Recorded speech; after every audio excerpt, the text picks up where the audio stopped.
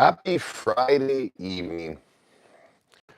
Back again live here on YouTube and Facebook, and continuing on with these community vibes discussions, which really the purpose of this is not to just to share stories, um, experiences that I've had in my life, and really what led those experiences led me to seek out, search out really what it is to be human and learn different modalities, techniques, and tools that aided and assisted me to really, I guess the best way to put it is to deal with a life that is an interesting one, and large part due to the fact from traumatic brain injuries earlier in my life that cause a unstable foundation to be able to go at life with because it's unpredictable. When we don't sleep and then we become unsure of ourselves and the mind starts running circles around us, it can be a very difficult place to live within our own minds, as a lot of those of you that are following along here can also attest to. I think it's part of the human condition, this whole function of the mind and this attachment to things outside of ourselves and the way that we think life is going to go or the way that we want it to go. And time again, we're shown through our experiences that life never happens the way that we think that it will. It's really a fascinating experience that we have. Right? There's an infinite amount of things that can happen in any moment, but only one thing will. So this last week for me has been one of those weeks, not sleeping well and dealing with just self-worth stuff because of it, because we try to work hard in life and do well, and when there's things in here that don't work so well or knock you off, it can be a difficult pill to swallow. That being said, we don't need to go through these things alone. When we come together as a community and lean on one another and are able to be transparent with one another and authentic, as opposed to trying to make it seem like we got it all figured out. And this week reminded me of a really, really beautiful practice that I would like to share with you. So if this is our first time on YouTube Live, there's somebody at the door there. Can you go see what that guy wants? It's okay.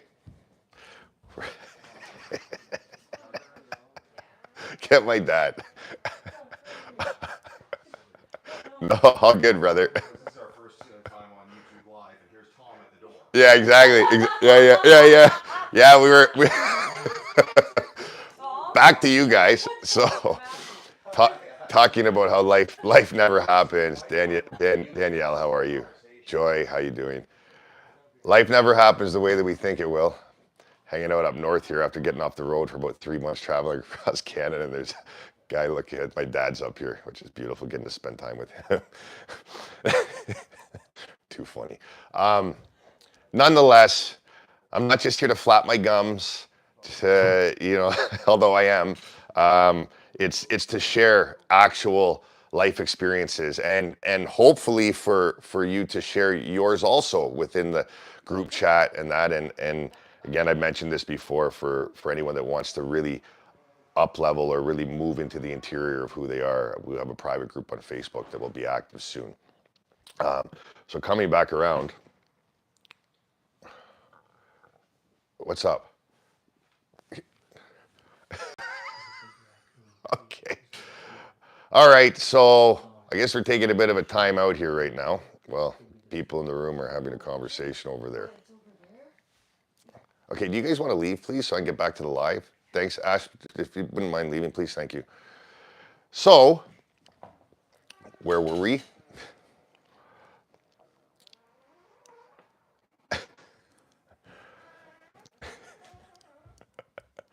You have to laugh. You have to laugh at life. It's so incredibly interesting how it comes. Coming back to this, remembering a way of relating with the mind. If you have not got up to speed with these talks, you can go on my Facebook. This is, I think, the 8th or 9th session of this Community Vibes talks. If you like what you're hearing, you can also go back, and I've got a lot of other stuff on there. I've been in this a minute in a space where when my teachers came to me years and years and years ago and asked me to share these different techniques and tools with the world, specific types of meditations, Kriya yoga, these things. So there's lots of stuff there, and always please reach out if you have questions. That being said, let's get into what I'd like to share with you today. Last time we were speaking, we were talking about the function of the mind and how it moves, and I took you through an experience of what was a day in the life of your essence, right? And then what a day in the life or a week in the life of you and your ego is, because we are our essence. We come onto the planet as our essence. By 5, 6, 7 years of age, we've developed a human ego. And most of us are living through the human ego, the function of the mind. So today here, I'd like to share with you one of the most profound ways of working with the mind that I've been introduced to, and to use it on a daily basis. So the way I see things is that we have our structured practice. We're talking about well-being, developing a well-being rehearsal, practice, training, whatever word you like there.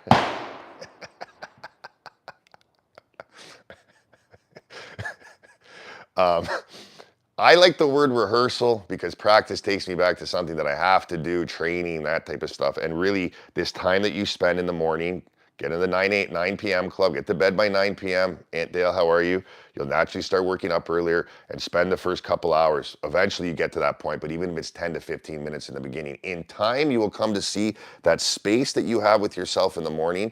If you define it, develop it, and carve out the space for it, you have a space to be able to work your stuff. You come home the day before and it was a rough day, or maybe it was a great day, whatever it is, you can just rest your head at night, get some sleep, and you wake up in the morning and you go into your structured rehearsal to be able to dive into this stuff and begin to unwind it. Because really, this is why we're here as human beings, to work through our garbage so that we can move beyond this physical, dense reality, which can be quite troublesome at times, but also quite beautiful. So if we can envision for a moment, and what I'm sharing with you and the nature I'm sharing, see if it brings oxygen into you.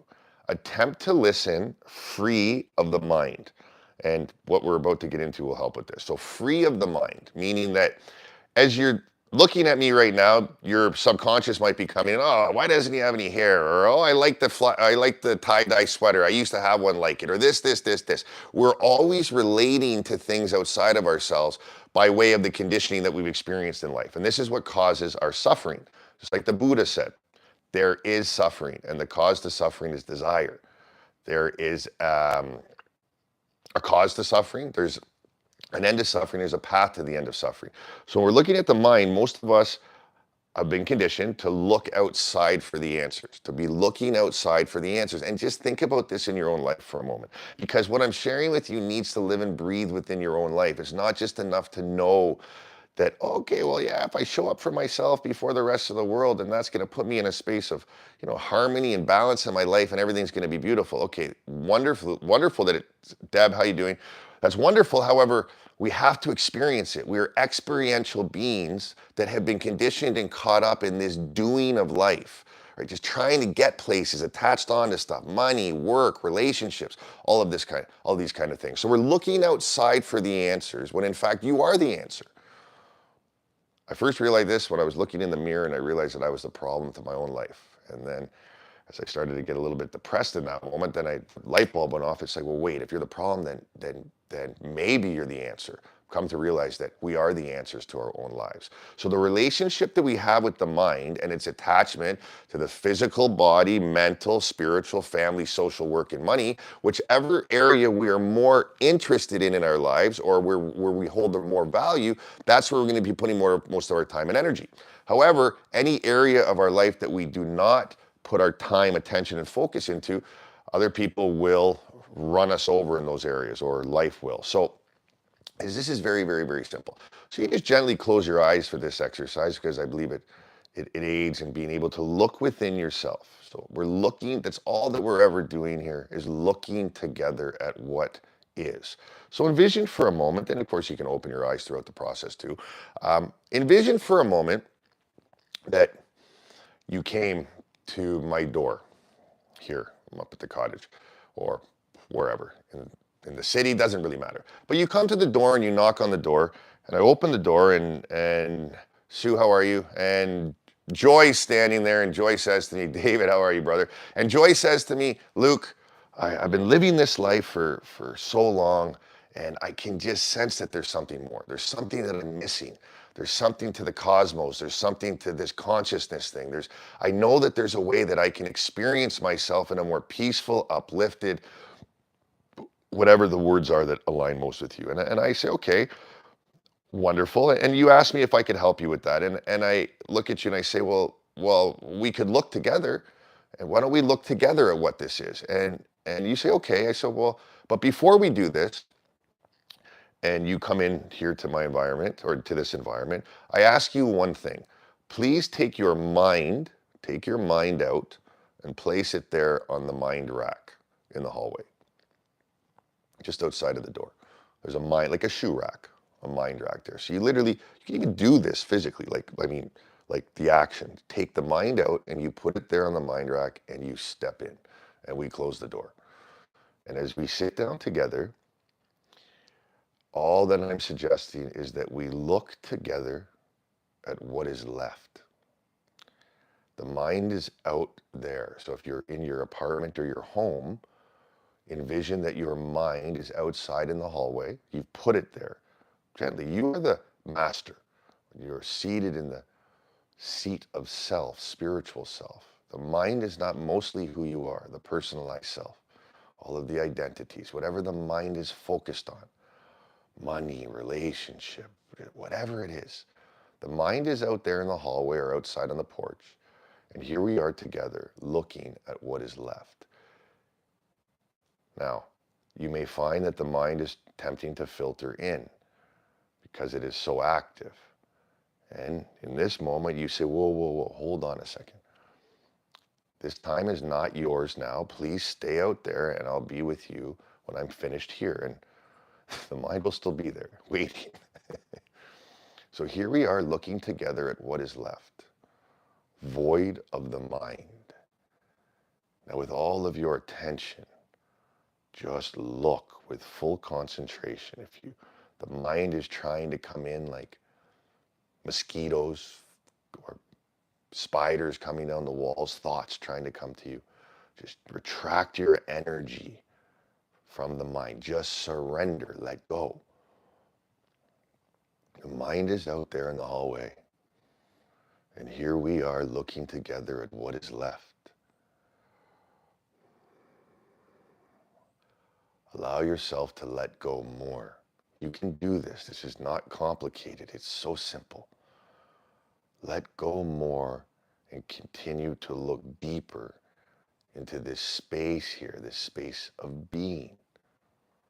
Or I also refer to the island of isness. And as we look into this space, again, if the mind is trying to come in, just retract all energy from it and speak to it kindly. I love you.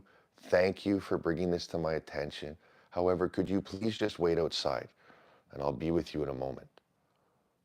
And the more and more that we work in this way in relationship to the mind, it is a beautiful thing. It's not something to look at in a negative way. The mind is beautiful. Look at the miraculous things it can accomplish. But here we are looking together. And as you can feel this peaceful presence and energy that exists here, the question I would ask you is this space that you are experiencing where we are looking together. Can you touch it? Can you touch it? Literally, can you touch the environment, this space of being? Out there where the mind is, the space of doing. And it will do what it needs to do out there. Leave it. Can you touch this environment? And we would arrive at the answer of no, you can't. Can you speak to this environment? Can you explain it with absolute clarity to another? The space of being. You can't. You can't explain it to another. Is there any ownership of this space? Do you own it? Can you attach onto it? And you cannot. In this space here, the mind is out there You stay here long enough with full attention, you can see the mind out there. You can feel the detachment from it in this beautiful environment and space of being who you mostly are. Is there any suffering in this environment, in this moment, and now this moment, and now this moment, and now this moment? The moments as they pass by,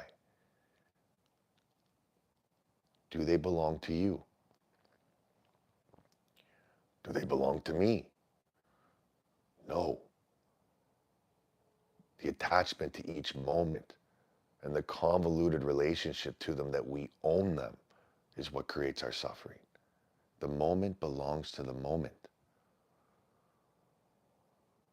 Again, the mind is out there in the hallway or on the porch, and here we are together in the space of being, looking within ourselves at mostly what we are, that which is left when the mind is out there. Breathe it in.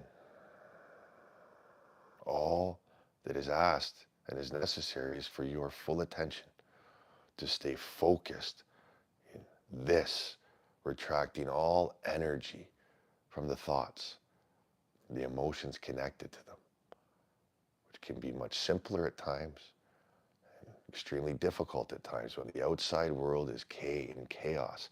However, we always have the ability to just let the mind be. Just let it do what it does. For us to sit here in this space of where we're meant to experience life from, a space of being. Allow yourself to feel this. Gently exhale one long breath. Christina, how are you? So now as you sit there, as we come out of this, it's very simple. There where you sit inside of your home, inside of that environment, the mind is outside. The mind is outside. Now, an interesting technique and tool with this is when you wake up tomorrow morning and you're going to start your day, remind yourself of this. Remember this. Just gently sit down, close your eyes, take some nice deep breaths, and just gently put the mind there, outside. Even physically, walk out. You wake up in the morning, your mind's running circles around you. Walk out the door, the front door, literally, mind, I'm taking you out. I'm going to put you right here. And then go back in and go on with your day. Even if only for a minute the mind stays outside, that's a massive blessing and evolution in the direction of one's soul. Now, moving further with this, you always have the ability to place the mind outside of yourself. Always, always, always. Wherever you are in your day, you always have this ability to do so. Just gently place it outside. Now, what I found is a very interesting kind of part to this is that I'm sitting here in this environment. This is the space of being, and the mind is outside. So it's doing whatever it does. And the more and more we work in this way, the more and more we are the captain. We are in the driver's seat, us as self, and we're able to, speak to the mind in this way. So it's very, very, very powerful to be able to give yourself some peace in your life when it's so overactive. So again, tools and techniques, we throw enough of them at you. You're like a carpenter walking onto the job site. You look at the job site and you've got 20 tools in your toolbox and you intuitively know which one you need to use. That is my hope for human beings, is that they have a structured daily rehearsal practice for themselves, and then and that sets the tone. So now as we go out throughout our day, we then have these techniques and tools that we work with in real time, in real time, switching the energy, and we'll talk more about these. However, coming back to the mind, the conscious and subconscious mind, we need to remarry them. We need to bring them back into harmony. The mind is not something that is bad. Right? For years and years and years, I was teaching in a way under a certain lineage, just leave the brain and get into the heart, leave the brain and get into the heart. However, we need to bring this back into harmony. So, action item here. Please, please, please, please, please practice this because it will change you. It's so beautiful. Anything in the beginning that comes up that is perceived to be negative, a physical pain, a looping thought, a negative emotion. We start with negative ones because they're easier. And the minute that thing comes up, you stop what you're doing. Obviously, if you're driving your car through an intersection, don't hit the brakes, but you stop inside of yourself, meaning don't let yourself be taken by that thought. So you're going about your day and all of a sudden something comes up, a pain in your knee. In that moment, you remember, oh, wait, okay, the subconscious is speaking to me. I'm going to stop. I'm going to speak directly to the subconscious as if it's its own entity. Literally as if you came to my door and knocked on the door and said, my knee hurts. And I'd look at you and say, okay, would you like some assistance with that? Let's work together. Why don't we work together to see if we can get to the bottom of what it is? No different with the subconscious. Something comes up, perceived to be negative, a physical pain, emotion, a looping thought, thinking about whatever. In that moment, you stop and speak directly to the subconscious. Thank you for bringing this to my attention. I really, really, really love you. I really love you. Thank you for bringing this to my attention. Would it be okay if we work together on this? If we work together so I can better understand exactly what's going on here, and once and for all, we can bring things back into harmony. So, very simple technique here, speaking to the subconscious. Again, with these lives that we've been doing, we started out with the physical body, how you can gain clarity using muscle testing with foods and that stuff. And we'll circle back as I'm doing a general overlay of things. And as we move further down the path here, again, this is about creating clarity in our lives, because if we're clear that we can make certain decisions and allow us to live a confident life. So we have clarity. So we have to look at the operating system and how the whole thing functions. It's a sophisticated piece of technology, right? So we're talking about the mind right now, the polarity field of the brain. I hate you, I love you, I hate you, I love you, I hate you, I love you. We can all attest to this. Our mind runs circles around us, maybe more so at times. We push things down. We spray and vomit our stuff all over other people. Right.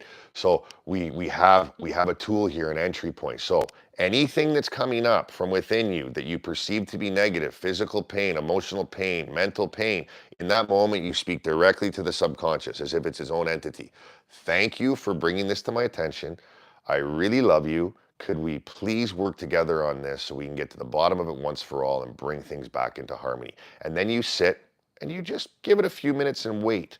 And the interesting thing is, at the very least, you are working with the subconscious in a way of integrity, a way of love, because your subconscious does not want to be out there in the cold. And the reason that it's functioning this way is because those first 10 years of our life, when we come in as a whole being, right, we're whole when we're born onto this planet, and the world around us adulterates us. And what happens there is part of our wholeness, we get traumatized at a young age, part of our wholeness becomes exiled. And it could be something as simple as you're 6 years old and soccer practice just ended and all of your teammates are having an ice cream. How you doing, brother? For some of you that have been reaching out to that have reached out through different avenues, social media, and that I'm not really on a phone so much other to do these. So if you haven't, I haven't gotten back to you, please don't take it personally. I'm just spending most of my time in solitude these days.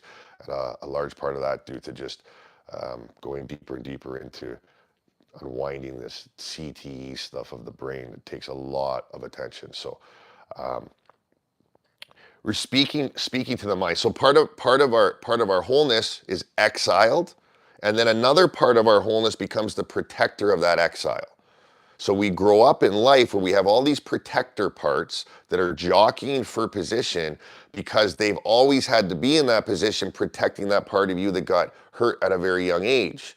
We need to start getting into relationship with these parts, right, and bring them to the table so we can get them to more or less lay down their swords and realize that they don't need to stay in that position. And this is where you're going about your day and all of a sudden you have some massive outburst in relationship to something, and afterwards you're like, where did that come from? If you'd like to know more about this, there's a really good, you could read a really good book called No Bad Parts by Richard Schwartz. This is the internal family system. It's a very, very beautiful way in how they break down the ego, simple for Westerners to digest. where for a lot of my training over the last 10 plus years is more an Eastern kind of dialogue narrative and understanding, the difference between ego and essence, but just this takes it a little bit further. So if you are actively engaged in wanting to know where you come from, no different than we're actively engaged in a certain skill set out there in life and we want to know everything about it so we can be good at it. Well, think about if you committed your life to wanting to be the best possible human being that you could be. And to be that, you need to have a deep awareness and understanding or understanding of where it is that you come from. All of it. So all of the working systems, how they function, what's going on. Speaking just to end, a gentleman recently, and I said, that voice in there? And he's like, what do you mean that voice in there? He's like, that's me. I'm like, is that voice in there the same voice that was in there 5 years ago? It's like, well, no, actually, there's multiple voices. It's like, yeah, exactly. Who you are today is not who you were 10 years ago. However, there is that constant in there. You, that speck of sparkling light, consciousness, we call it, the spiritual self, that is untouched, always is, and is there just looking. So when we retract from the mind, retract from the thoughts, the emotions, put the mind outside in the hallway, use that. It works beautifully, and it's so simple for anybody. Even if just for a brief moment you have that experience where it's like, okay, hold on.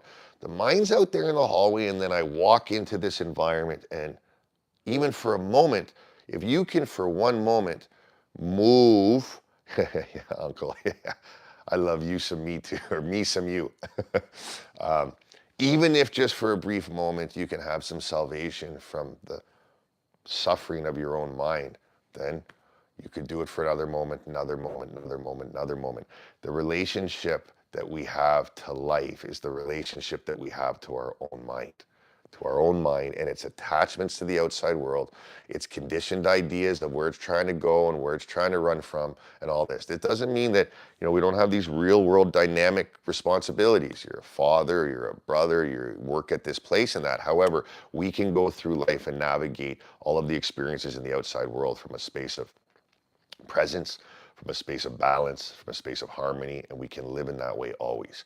So try this on for size. Speak to the subconscious. Whenever something comes up, thank you for bringing this to my attention. I really, really love you. Thank you, thank you, thank you, thank you. So hopefully you found some info here that is helpful for you, because this is what this is all about. The kinder we are, the happier we are on this planet. We all benefit from it. So as we move forward with these talks, we will be moving into the matters of the heart, which is a very interesting thing. So consider the possibility that you can sit in the seat of awareness in the eye of the storm. Literally, you're there. The hurricane's going on around you. That's the mind out there. All of the details, all the things you got to do. There's that pocket of serenity in the middle. And if we can commit our lives to exploring that environment, the island of isness, the space of being, however you'd like to speak to it, it will pay dividends for you in a way that is unexplainable, can't be spoken to, can't be touched. For me, because of the brain traumas I experienced from a very early age and then throughout adulthood, and that not sleeping very well for the last 10 plus years, the benefit, everything is a benefit for us. Everything is a miracle in life. Each moment, what we're experiencing. For me, it allowed me to get real good at being okay with what the mind's doing.